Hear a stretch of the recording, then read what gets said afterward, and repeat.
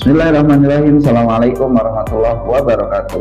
Saya Ayub Asari, NPM 247100014, mahasiswa program Pasca Sarjana Magister Manajemen Universitas Muhammadiyah Metro. Kita akan melanjutkan tentang metodologi penelitian, materi yang ketiga. Di sini kita akan membahas tentang metode analisis deskriptif. Metode analisis deskriptif digunakan untuk mengorganisasi dan meringkas data yang dikumpulkan agar mudah dipahami. Berbeda dengan analisis inferensial yang membuat prediksi atau generalisasi, analisis deskriptif hanya menggambarkan data tanpa menarik kesimpulan tentang populasi yang lebih besar. Pertama, frekuensi, menyajikan jumlah atau persentase seberapa sering nilai atau kategori tertentu muncul dalam dataset.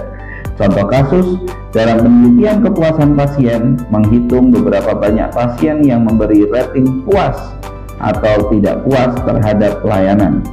Yang kedua adalah ukuran pemusatan. Mean atau rata-rata merupakan nilai rata-rata dari seluruh data kuantitatif yang ada, dihitung dengan menjumlahkan semua nilai dan membaginya dengan jumlah data. Median, nilai tengah dari sekumpulan data yang telah diurutkan, digunakan untuk data yang distribusinya tidak normal. Yang ketiga, modus, nilai yang paling sering muncul dalam dataset. Contoh kasus, menghitung rata-rata skor kepuasan pasien mengenai kebersihan puskesmas. Yang ketiga, ukuran penyebaran atau dispersion, range atau rentang, selisih antara nilai tertinggi dan terendah dalam dataset, memberikan gambaran mengenai seberapa lebar distribusi data.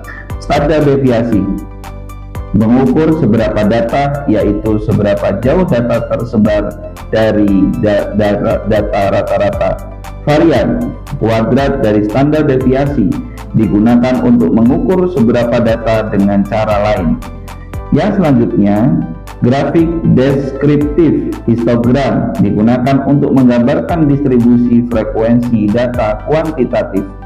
Diagram batang digunakan untuk menggambarkan data kategorikal atau data diskrit.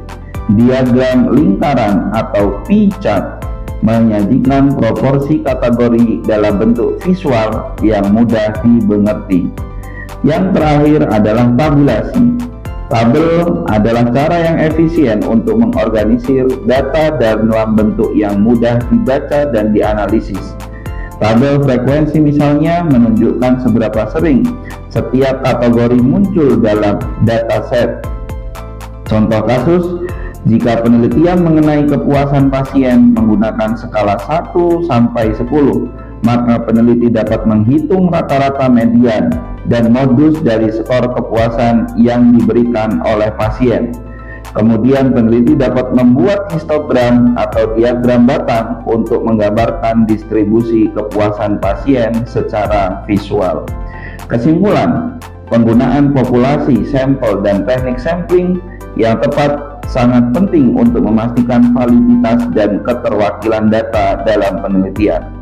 Pengukuran yang tepat berdasarkan jenis data akan mempermudah analisis yang lebih mendalam dan dapat menghasilkan temuan yang lebih relevan. Metode analisis deskriptif tidak hanya memberikan gambaran dasar mengenai data, tetapi juga memungkinkan peneliti untuk membuat keputusan berdasarkan data tersebut. Analisis deskriptif adalah alat yang sangat berguna untuk memahami pola-pola dalam data yang terkumpul dan untuk membuat kesimpulan yang berguna untuk langkah selanjutnya. Terima kasih. Wa'alaikumsalam warahmatullahi wabarakatuh.